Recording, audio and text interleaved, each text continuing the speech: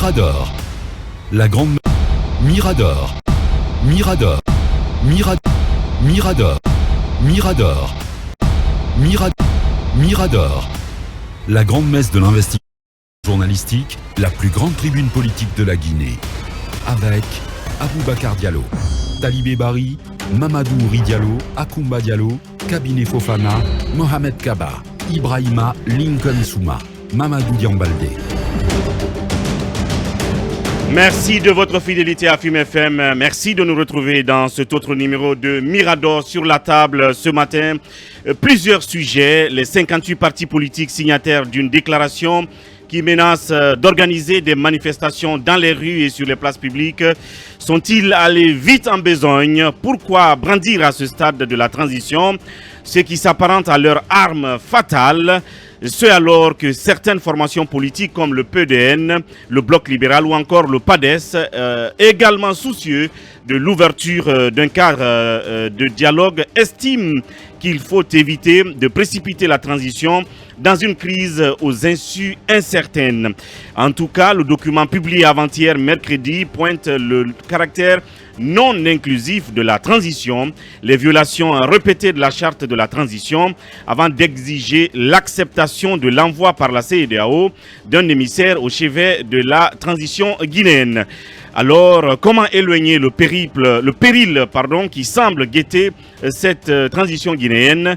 C'est la question nodale que Mirador pose à son invité prestige Étienne Soropogui, président du mouvement Nos Valeurs Communes, qui sera donc notre invité en studio.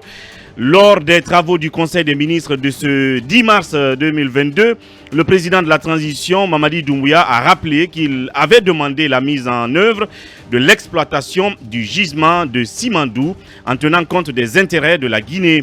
Malheureusement, rapporte les termes du compte-rendu du Conseil, à ce jour, malgré sa requête qui date de décembre 2021, il n'y a pas eu de progrès. Fort de ce constat, le colonel Mamadi Doumbouya a donc instruit la cessation de toute activité sur le terrain, nous citons, en attendant les réponses aux questions posées aux divers acteurs de la clarification du mode opératoire dans lequel les intérêts de la Guinée seront préservé. Akoumba Diallo, notre spécialiste des questions minières, nous édifiera davantage dans cette émission.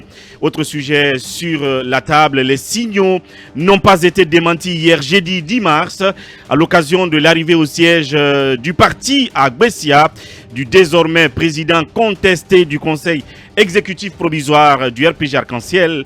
Ainsi, les dents ont fortement grincé entre les pros et les anti-Kassouri qui se disputent le contrôle de l'ex-parti au pouvoir. La prise de parole attendue du dernier Premier ministre d'Alpha Condé pour rassurer et rassembler autour de sa personne a presque tourné à la débandade lorsque des jeunes se sont opposés à son discours.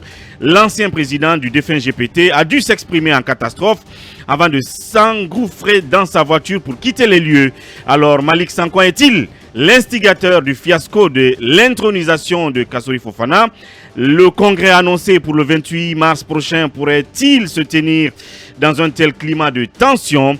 Mirador donnera la parole à M. Malick Sankoin, ancien directeur général de la Caisse nationale de sécurité sociale, et à Ibrahima Khalil Konaté, membre du bureau politique de la jeunesse du RPG, section Bonfim. Et puis, autre sujet pour terminer, plus de 70 opérateurs économiques et autres grands commerçants exerçant en Guinée ont été reçus hier, jeudi 10 mars, au Palais Mohamed V par le président de la transition. Une rencontre que le colonel Mamadi Doumbouya a mis à profit pour aborder la question de la flambée des prix des denrées de première nécessité sur le marché. Pour lutter contre cette réalité vivement dénoncée par les femmes, le 8 mars dernier, vous vous rappellerez, le colonel président a, selon nos informations, demandé aux sociétés de manutention portuaire de revoir à la baisse leurs tarifs appliqués au terminal conventionnel. Des tarifs qui semblent avoir un impact significatif sur le marché et les marchés locaux. Mais quel est donc l'impact de la manutention applicable au port autonome de Conakry?